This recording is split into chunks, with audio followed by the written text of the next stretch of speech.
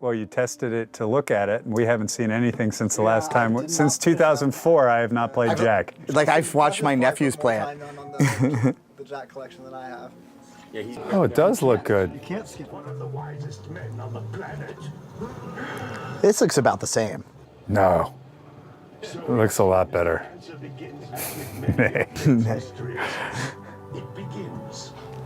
Jak's feel is still great, though. He moves really well. Oh, you remember how to play. It's immediate. He knows all the commands still. All the memories come back.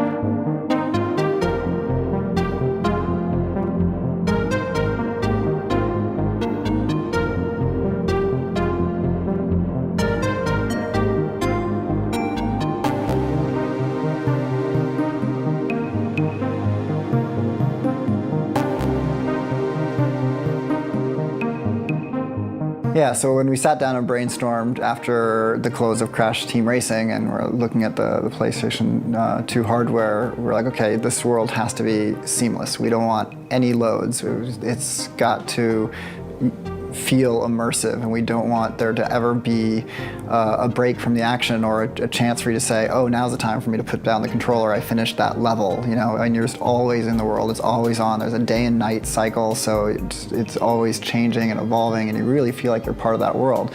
So those were, from the very beginning, before we even knew who Jak was, who Daxter was, you know, what the world was going to be like, that was the feeling that we wanted to invoke.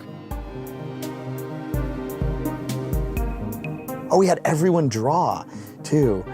We had every single artist in the company draw, like, their vision. Like, on paper, like, or on computer, they were allowed to do anything. Draw their vision of, like, the world we might make.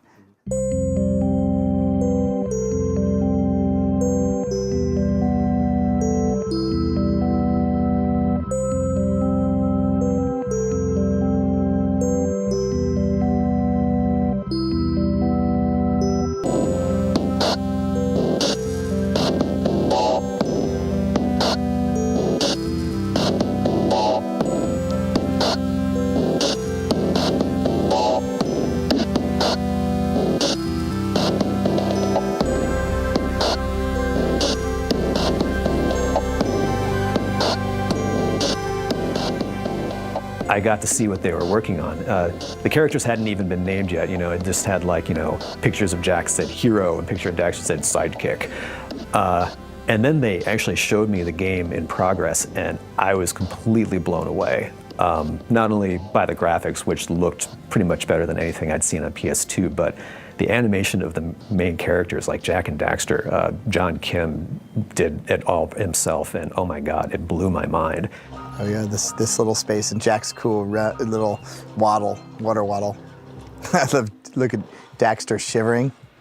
That was a John Kim touch. Daxter was, I guess, one of the things that I drew as far as inspiration was Abu, Aladdin Abu. He was squirrely. He was literally just all over Jak. In Aladdin, is all over the main character, and yeah, and he would do the same thing in the game. You know, if he does a spin kick, he would spin around him and he'll string back and come back like a rubber band. And so yeah, all that ideas, I think, heavily for me as an animator came from Aladdin. But again, that was a first. Most characters, and still there are games where the characters go in the water and they just walk through the water. Jak had a reaction for everything. Yeah, his animation was pretty unparalleled. And that was something that was very important to us, was that passion for animation and very responsive controls. We all came from the arcade era, and those had a great feel to them, and we wanted to replicate that.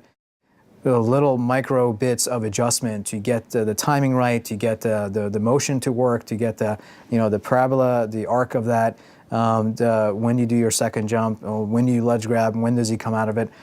And you also build on shoulders of giants. You know, we looked a lot at the best in class at the time, And Mario was doing some, and continues to do some fantastic stuff. One of the things when I first saw Jak and Daxter, one of the things that really jumped out at me was finally we're doing, Mario 64. Because when we were making Crash Bandicoot and Mario 64 came out, we were just like, oh, wow. We were absolutely floored by what we were seeing on the screen. And so when I first saw Jak and Daxter, it was like, okay, now we can do that kind of a game. But this was really Mario 64, but given reason and given continuity. So it wasn't just a bunch of toys. It was, here's Jak, and why do you have to And do there's this? a story. Well, Mario had no story. Right, a bird stole it as opposed to just go do it. Yeah, so when Jak and Daxter came out, I think there was a lot of excitement because it was sort of PlayStation owners' chance to play a game that is more traditionally associated with like a Nintendo release. It was pretty nerve-wracking because it was really the first thing that I had worked on where I really, truly, genuinely cared about the reviews that it was going to get. And the response overall for the first Jak game was generally really, really positive. It was just fun to be able to, play this game with some of my friends or some little cousins. So, hey, look, I did this part. We all thought that we had made something really fun. And, thankfully, the sales demonstrated that enough people agreed with us. For us, it's always very refreshing to get the outsider's perspective and to say, wow, this is actually something that works really well. We didn't know we were making such a great title. We were just doing our best to create a kick-ass title. Oh yes, the dogs.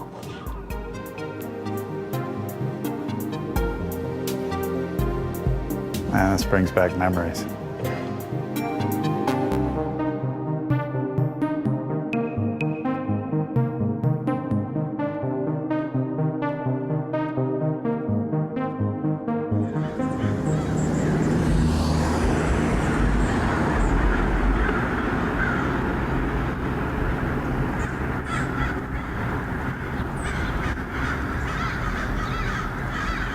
Technically, this was a much, much more challenging project, and so just getting it to run at all was almost a miracle.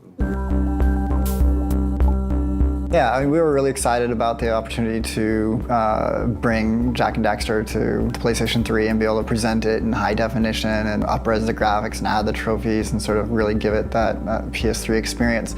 But it was going to be a very daunting challenge. Naughty Dog will probably tell you, they told us at the beginning that this is an impossible project.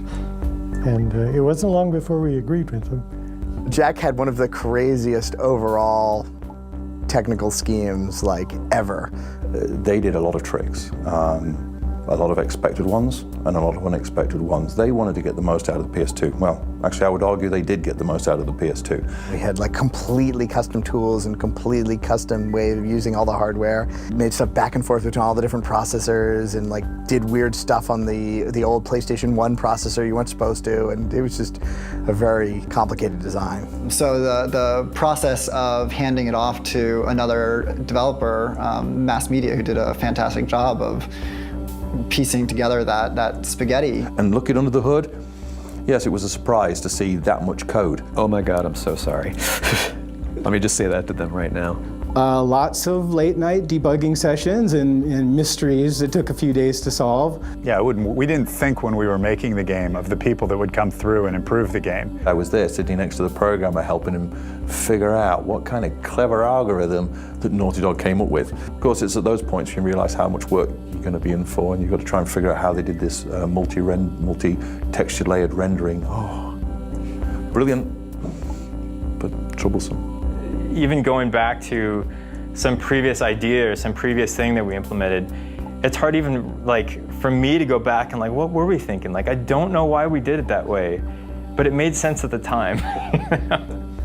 And then we moved on, So Naughty Dog just had a way of going in and figuring out the last possible ounce of power you could get out of these systems. And that was just what we did.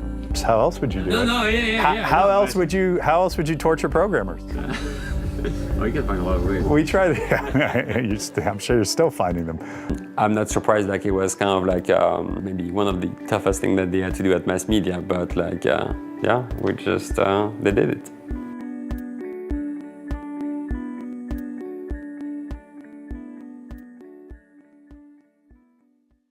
We could have gone the route of doing a lot more rewriting than we did, but we didn't want to do that because we wanted to keep the essence of the game. We wanted to make sure it was the game. I'd say 100% we are faithful to the original.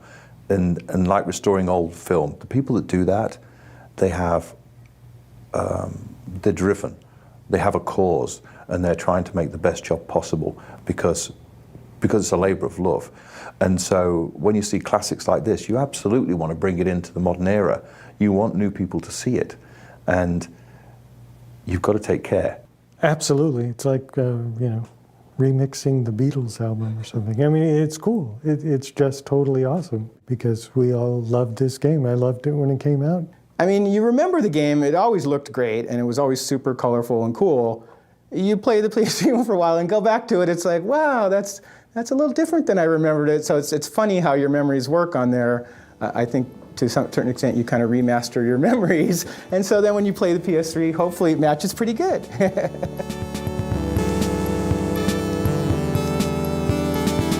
The nostalgia of it and the people that played it 10 years ago are going to be the people that are going to buy this and just like, wow, this is cool. But there is a whole nother generation, or at this point I feel like I'm so old, it's maybe a few generations back that are going to be looking at this stuff for the first time and thinking, well, this is the kind of game that people don't hardly make anymore. I mean, these days it's big movie kind of adventure titles or big battle games or whatever, and this was a time when it really was all about platform games and that kind of gameplay, puzzle solving, that was very simplistic but compelling. And that actually means a lot to me, that people still want to play this game, So that's pretty refreshing to see that, right on, the game we made 10 years ago is still being played right now. So that's actually really, really cool. We work so hard on these games, and at the time that they come out, I mean, they're state of the art. I mean, they're just, people are just clamoring that day one, this is it. This is the state of the industry right here. But then they have a tendency to fade. You have people's memories and they talk about it, but they don't really get a chance to really go back and play them. And that's something that is difficult with video games, because it's often tied to a hardware. That once that hardware is obsolete, then that game dies with it. And so to be able to kind of keep that going forever is definitely something that I wish we could just keep doing, and I think we'll always go back to those classic games. There's always going to be a time in our life, and there was a time in our gaming life, I guess, that we will never forget, and there's a period of time that just has a certain nostalgia to it. That we will always kind of go back to. So.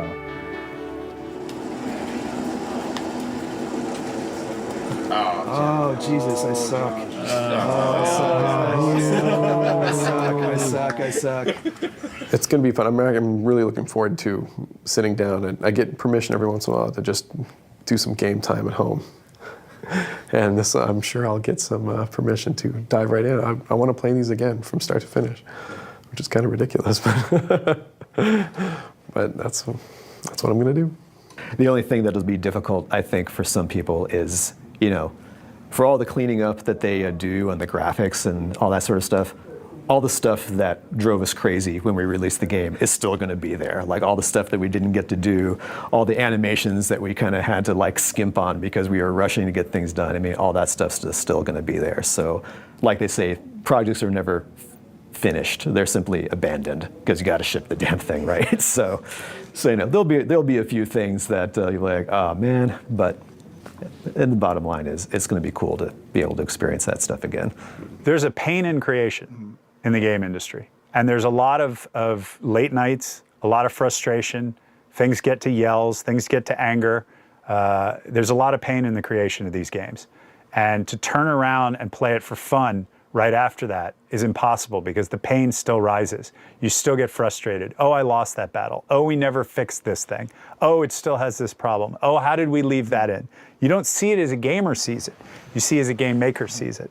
We create the games that we want to play, but they end up being for somebody else. It's just making games is just a lot of personal investment.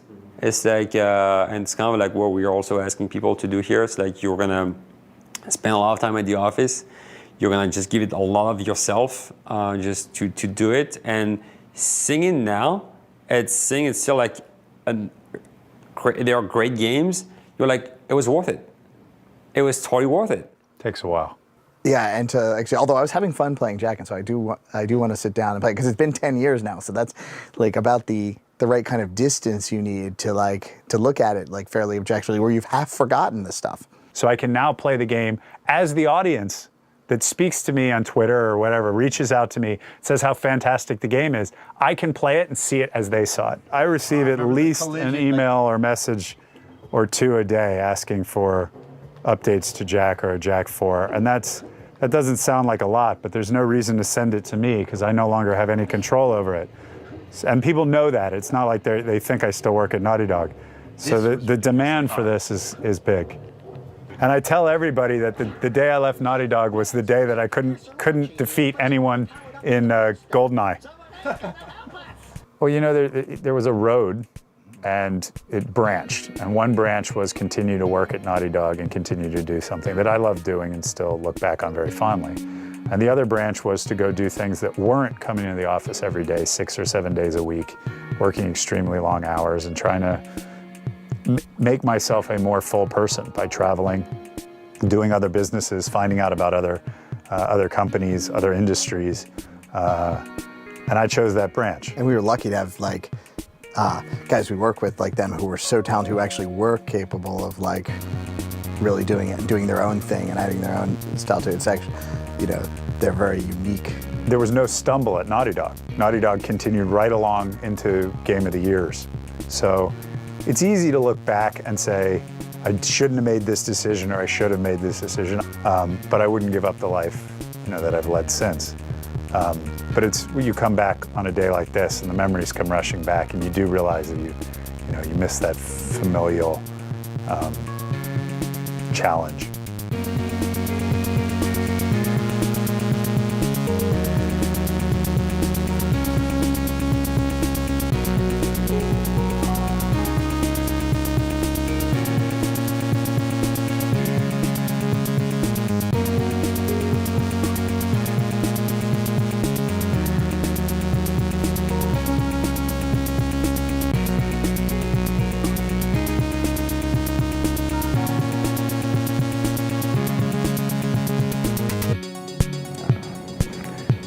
What else there is to say. I actually want to go play them.